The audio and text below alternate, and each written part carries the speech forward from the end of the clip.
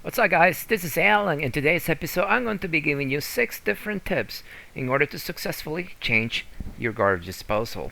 If you're a handyman and this is the first time you're doing this job, well, I'm going to show you everything you need to know today. Or if you're a homeowner that just got a quote from a handyman like myself and you want to save yourself some money, well, this video is also going to help you. So let's go ahead and get started.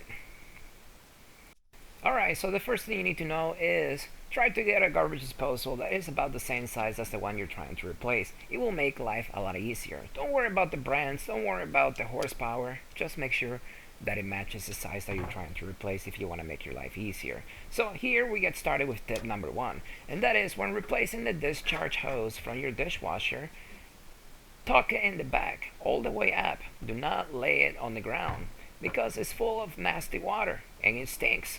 So if you keep it above the dishwasher level, the water will stay up there and it will not get drained all over the place. So make sure when removing it, try to tuck it in the back just like I did, and that way you will not have a mess everywhere.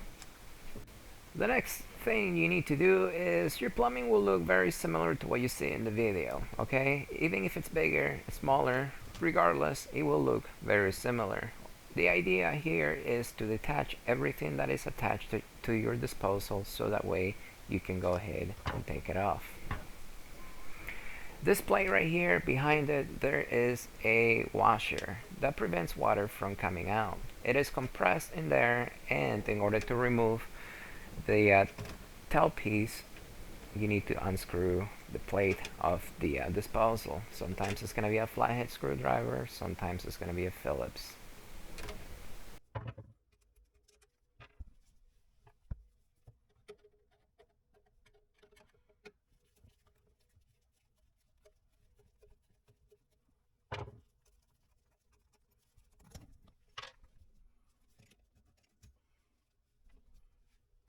Once all the plumbing is detached from your disposal, the next thing you need to do is to actually remove the disposal from the holding bracket. Now you see those little ears in there? Well, that is meant for you to stick your screwdriver in. What you're gonna do is stick it in there, and then what you're gonna do is you're gonna go ahead and turn it. Just like I'm doing over here on the video. Turn it to the left and it will come right off. Just like that. Make sure you hold it because it will just drop.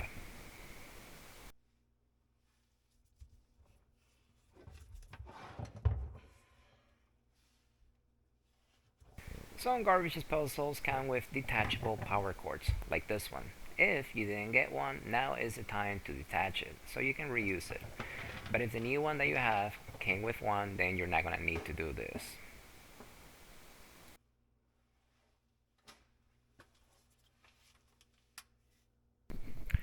Next thing you're gonna do is you're gonna go ahead and remove the holding bracket from the strainer itself. This is a two-piece holding bracket. Sometimes you're gonna have 3 screws, sometimes you're gonna have 4. Now this is held in place by friction, and you'll see in a minute what I'm talking about.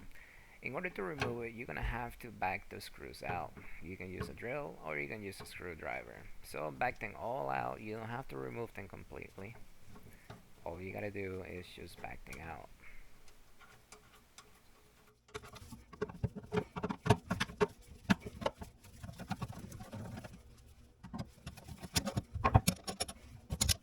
Next, there's gonna be a ring in there underneath that's actually holding the bracket in place. So just snap it out just like I'm doing right here, and then you can go ahead and take everything off.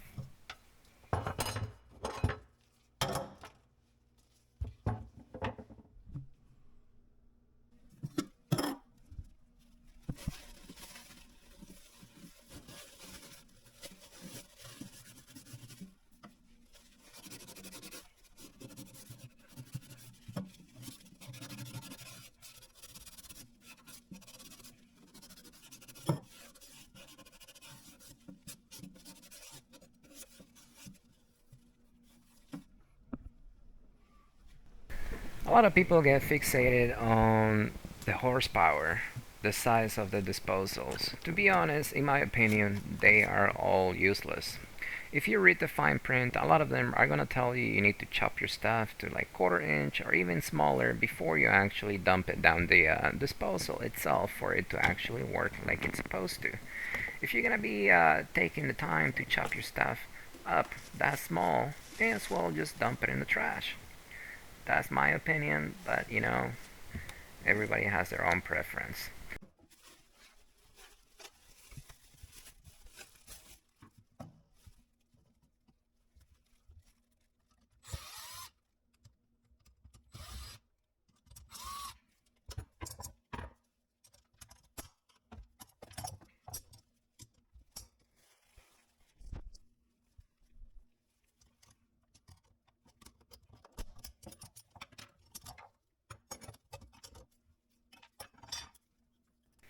Now that you've taken the strainer apart, it's time to actually apply your sealant of choice.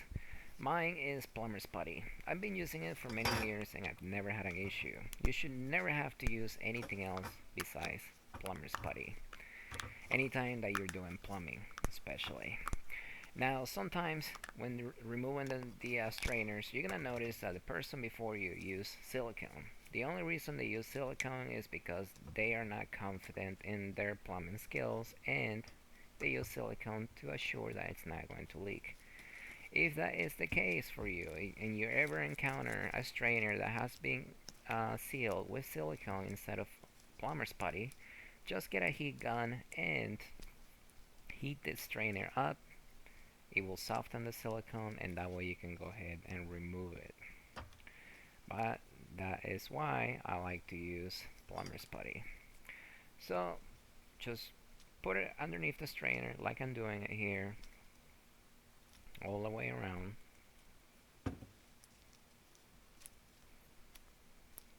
And then put the strainer in the sink.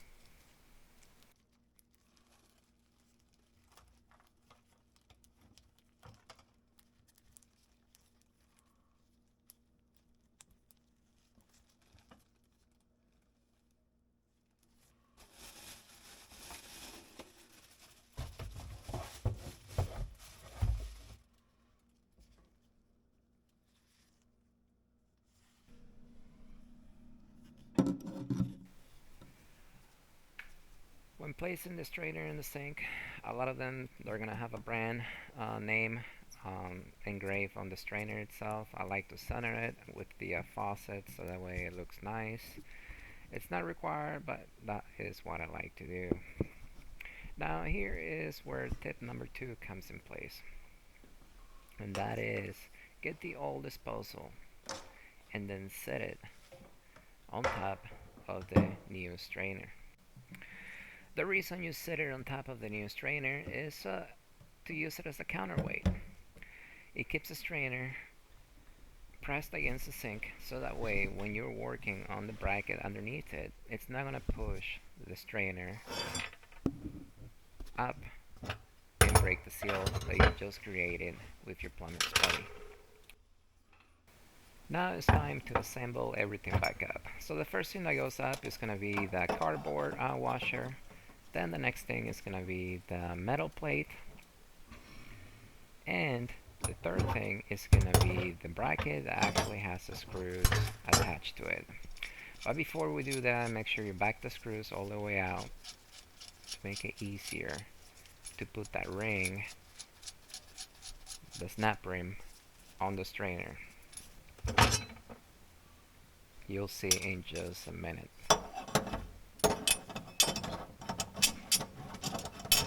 Just like that. Now here's what tip number 3 comes in place, and that is the snap ring. Make sure the opening is facing you. And when securing the ring on the strainer, start on one side. Use both of your hands and snap the ring in on one side. Here I started on the left side and I went ahead and finished on the right side. It will make your life a lot easier. This is the hardest part of replacing a disposal in my opinion. When I first started, I had the hardest time snapping that ring in place. But after changing many disposals over the years, I learned this trick. So remember, have the opening of that ring facing you, and then using both your hands, either start on the left or the right, snap the ring on one side and snap it on the other side, then it'll snap right in. Now once you have everything in place, it's time to secure the bracket in place. So what I do here is I use a drill to screw um, the screws all the way in, and then once I feel resistance, I stop. And then I finish off torquing the screws in place with a screwdriver.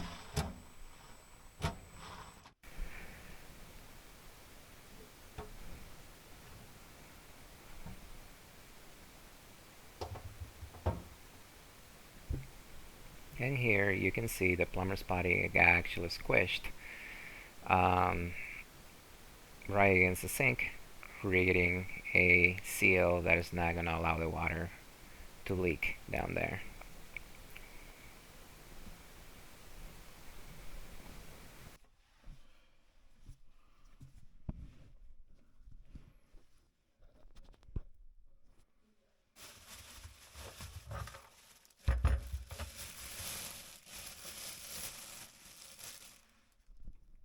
The reason I recommend replacing the disposal with another one that is similar size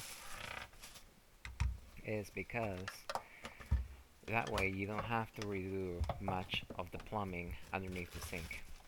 Most times, like you'll see here, you can simply reuse everything else that was down there.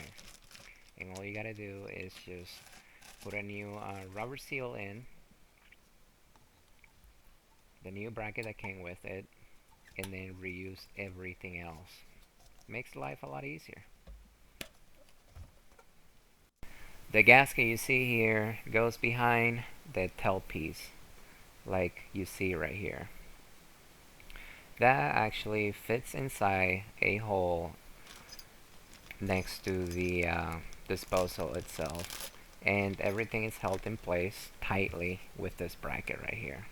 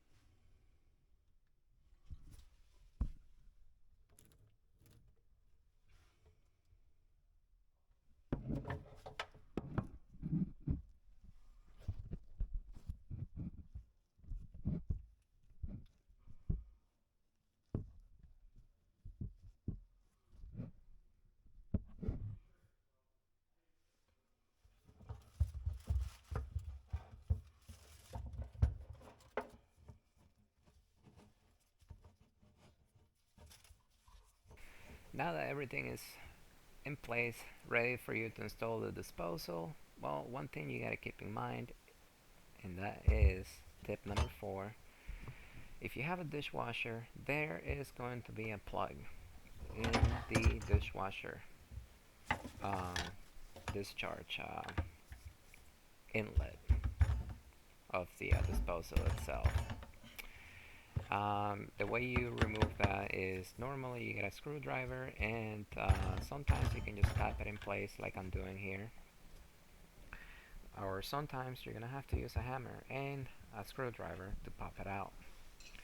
Sometimes it's gonna be a plug that comes as one piece, or sometimes it's actually built into the actual casing of the disposal, and you literally have to chisel it out from the outside in. Moen normally has a plug because it's higher quality, and this is the reason why I like buying Moen. And but yeah, tip number 4 is make sure if you have a dishwasher or you're gonna be plumbing a dishwasher to your disposal is to pop that thing out, and don't forget to remove it. Ask me how I know that. The first time I installed a disposal myself, I forgot to remove that plug, and then my customer called me like an hour later complaining that the dishwasher was not working. I got lucky because it was a higher end dishwasher and it sensed that the water was not draining and it stopped working. Not all dishwashers have this feature. Some of them do not, and it could have just kept pumping the water out and flooded the entire kitchen. But I got lucky. Anyways, now it's time to install your disposal onto the bracket. Now, all you gotta do is just do everything in reverse like you did earlier. There's a lip, and that little lip actually slides onto the bracket itself, and just don't tighten it yet. Just keep it loose so that way you can move the disposal left and right like I'm doing here so you can adjust everything.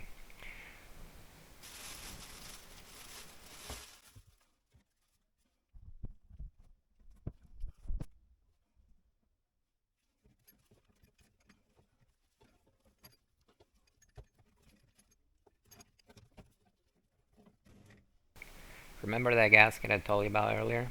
Well, this is why it goes behind the tailpiece, because it fits in that hole right there. And then the metal bracket right there is what keeps it in place. So it pushes the gasket, it creates a seal around the discharge hole of the disposal, and the reason it goes behind the tailpiece is because otherwise it will not be able to create a seal. I've removed disposals in the past that were leaking in that area because I guess the person who installed it before me, they put the gasket in front of the tailpiece, and obviously it's not going to create a good seal that way.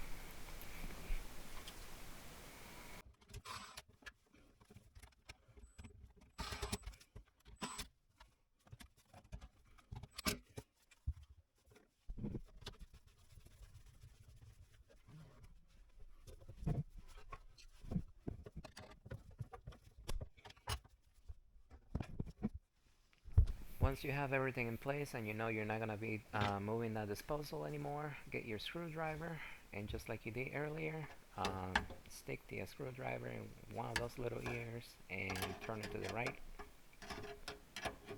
slowly, just like I'm doing here. And that will actually secure the disposal to the bracket and create a seal between the strainer and your garbage disposal, so that way it will not leak.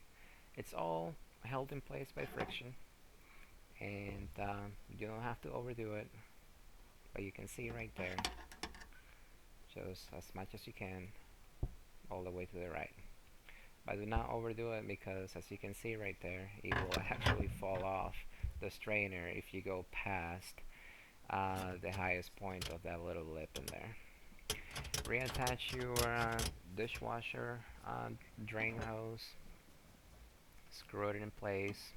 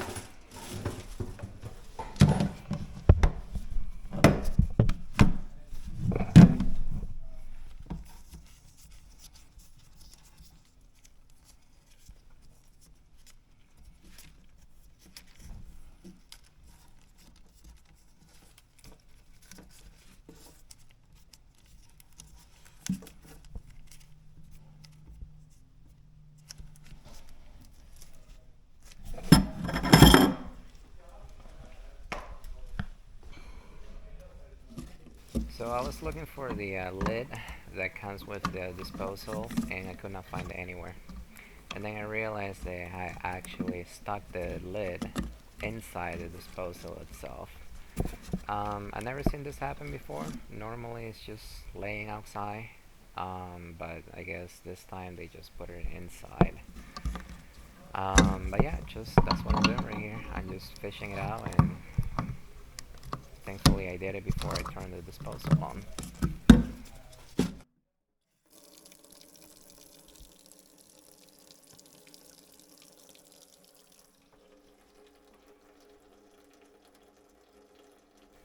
Now here I'm checking for water leaks, and this is where tip number 5 comes in place. Do not just check the area that you just worked on. Always, anytime, especially when dealing with water, plumbing, always check everything else around it, even stuff that you did not touch. Here, there were some fittings that were actually loose, so I tightened them, and always check. And the reason why is because you are the last person in that general area. So if something leaks in the future, guess whose fault it's going to be? It's going to be your fault. So for this reason, I always check all the connections to make sure that everything's good to go, and then there are no leaks. But yeah, it's something that I learned the hard way. I've had customers call me back in the past saying that the garbage disposal is leaking, just to find out that one of the connections that I didn't even touch started leaking simply because I just moved stuff around, and then that's all we needed for the leak to start. So since then, I always check everything. And here is tip number 6, and that is do a flood test. Yes, fill up the sink with water, and then let it sit there for a little bit, 1, 2 minutes, or while you're just putting your tools away, you can let the water sit in there to make sure that there isn't going to be any leaks underneath there, in between the strainer and your disposal.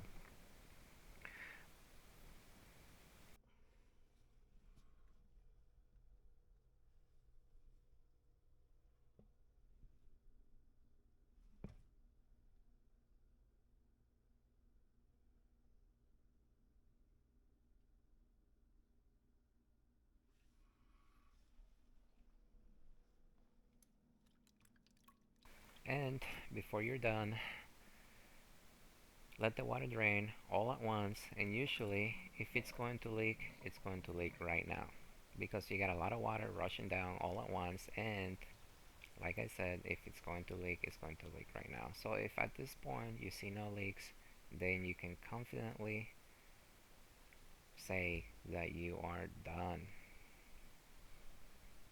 Anyways, if you found this video helpful in any way, don't forget to like the video. If you have any other questions, comment below, subscribe, and I will see you next time.